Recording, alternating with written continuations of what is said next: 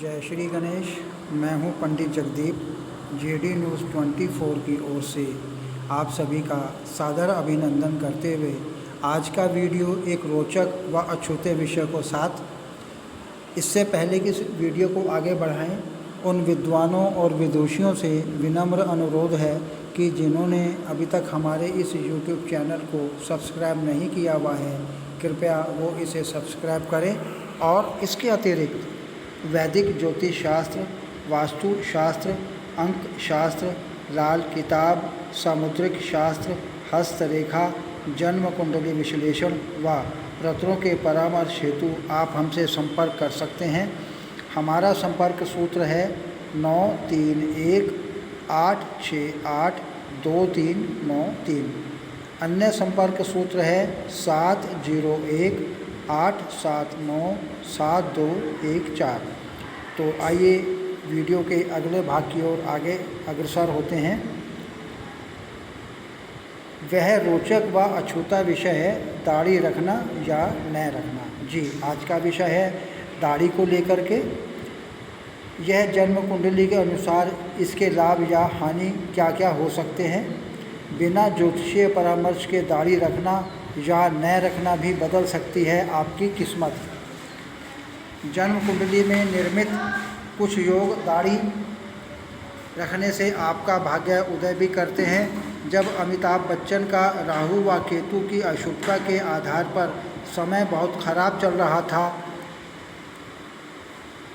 और वह नादारी की हालत में पहुंच गया था, तब किसी ने उसको दाढ़ी रखने की सलाह दी और दाढ़ी में बदलाव के उपरांत ही उसका भाग्य बड़ा उदय हुआ कि आज इतनी उम्र में भी वह कामयाब इंसान के रूप में जाना जाता है। अमिताभ बच्चन की जन्म कुंडली के लग्न में केतु और सप्तम भाव में सिंह राशि का राहु स्थित है। श्रेष्ठ बैट्समैन बन चुके क्रिकेटर विराट कोहली का भी सिंह राशि में राहु ग्रह ही है। दाढ़ी उसकी पहचान भी और किस्मत भी दोनों ही हैं। फिल्म सर्जक संजय लीला भंसाली को कौन नहीं जानता होगा। हम दिल दे चुके सनम, देवदास, बाजीराव मस्तानी, पद्मावत जैसी सफल फिल्म्स देने वाले निर्माता निर्देशक भंसाली की दाढ़ी उसकी पहचान और सफलता है। जन्म कुंडली के अनुसार दाढ़ी से लाभ व हानि।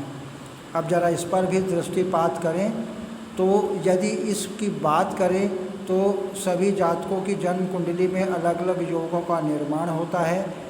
जैसा कि सिंह राशि में राहु अथवा केतु ग्रह का विराजमान होना या फिर लग्न भाव में केतु ग्रह का स्थित होना आपको दाढ़ी रखना लाभदायक या हानिकारक दोनों ही साबित हो सकते हैं।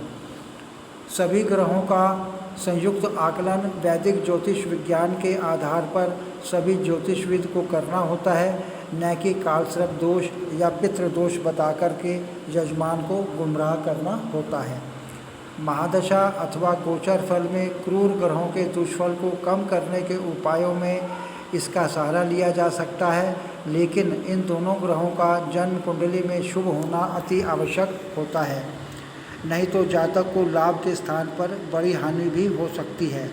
ज्योतिषीय योगों के अनुसार जन्म कुंडली में कई बार ऐसे योग निर्मित होते हैं जिनमें दाढ़ी रखने से धन और यश की प्राप्ति होती है, लेकिन अशुभता के कारण कभी कभी कई बार हानि का मुँह भी देखना पड़ सकता है। चूँकि दाढ़ी रखते समय इन पर किसी का ध्यान नहीं जाता, ऐसे में कुछ जातक समझ ही नहीं पाते कि दाढ़ी रखने के कारण से भी अशुभ फल प्राप्त होने लगे हैं।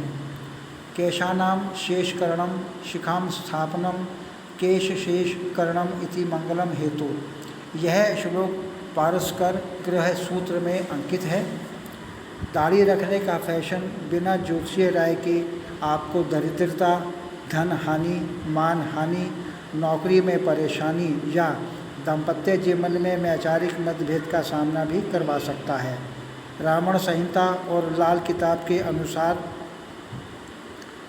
शरीर पर अनचाहे बालों का बढ़ना शुक्र ग्रह को नीचा करता है।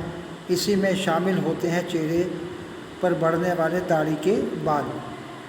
वहीं पर वैदिक ज्योतिष शास्त्र भी दाढ़ी बढ़ाने पर शुक्र ग्रह के शुभाशुभ फल की ओर इशारा करता है। एक सलाह के आधार पर यदि गोचरवश राहु ग्रह खराब चल रहा हो तो दाढ़ी रखना बहुत लाभदायक होता है, किंतु यदि ऐसे लोग दाढ़ी रखना शुरू कर भी देंगे तो शुक्र का असर कम हो जाएगा और उन्हें हानि होने लगेगी।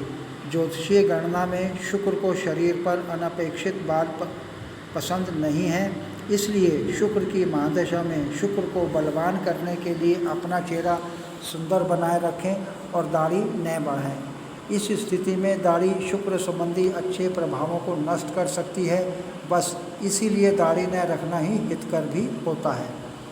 ये उपाय आपको जीवन के बहुत से कष्टों का समाधान भी होगा।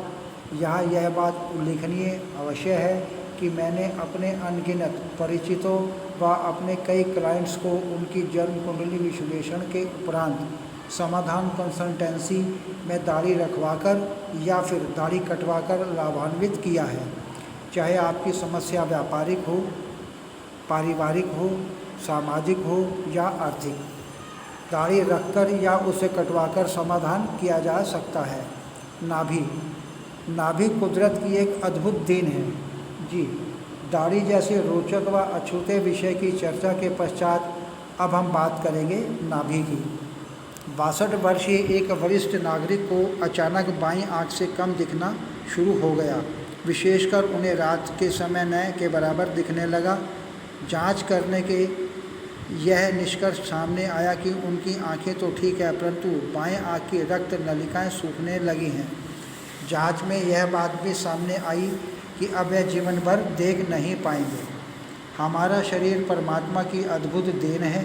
गर्भ की उत्पत्ति नाभि के पीछे से होती है और उसको माता के साथ जुड़ी हुई एक नाड़ी से रोपित किया जाता है। इसलिए मृत्यु के उपरांत भी 3 घंटे तक नाभि गर्म रहती है। गर्भधारण के 9 मास अर्थात 270 दिन के पश्चात एक बाल स्वरूप में मानव का जन्म होता है। नाभि के द्वारा सभी नसों का जुड़ाव गर्भ के साथ होता है, इसलिए नाभि शरीर का एक अद्भुत अंग है। नाभि के पीछे की ओर नेवल बटन होता है, जिसमें 72,000 से भी अधिक रक्त धमनियाँ स्थित होती हैं। यदि सारी धमनियों को जोड़ा जाए तो उनकी लंबाई इतनी हो जाएगी कि पृथ्वी को और उसकी गोलाई पर 2 बार लपेटा जा सकता है। नाभि में गाय का दूध या तेल लगाने से बहुत सी शारीरिक दुर्बलता का निदान हो सकता है, जैसे कि आँखों का शुष्क हो जाना, नज़र कमज़ोर हो जाना आदि आदि। शयन करने से पूर्व 3 से 7 बूंद देसी घी या नारियल का तेल नाभि में डालना चाहिए और नाभि के आसपास 1.5 इंच गोलाई में फैला देना चाहिए। घुटनों के दर्द में उपाय करने के तौर पर सोने से पहले 3 से 7 बूंद अरंडी का तेल नाभि में डालें और उसके आसपास 1.5 इंच में फैला दें। शरीर में कंपन तथा जोड़ों में दर्द और शुष्क त्वचा के उपचार के लिए रात को सोने से पूर्व 3 से 7 बूंद राई या सरसों का तेल नाभि में डालना चाहिए और उसके चारों ओर 1.5 इंच में फैला देना चाहिए। मुंह और गाल पर होने वाले पिंपल से राहत पाने के लिए नीम का तेल 3 से 7 बूंद नाभि के उपरोक्त ढंग से डालना चाहिए। अब प्रश्न उठता है कि नाभि में ही क्यों तेल डालना चाहिए। यदि इस विषय पर बात करें तो हमें यह पता होना चाहिए कि हमारी नाभि को मालूम रहता है कि हमारी कौन सी रक्त वाहिनी सूख रही है, इसलिए वह उसी धमनी में तेल को प्रवाहित कर देती है।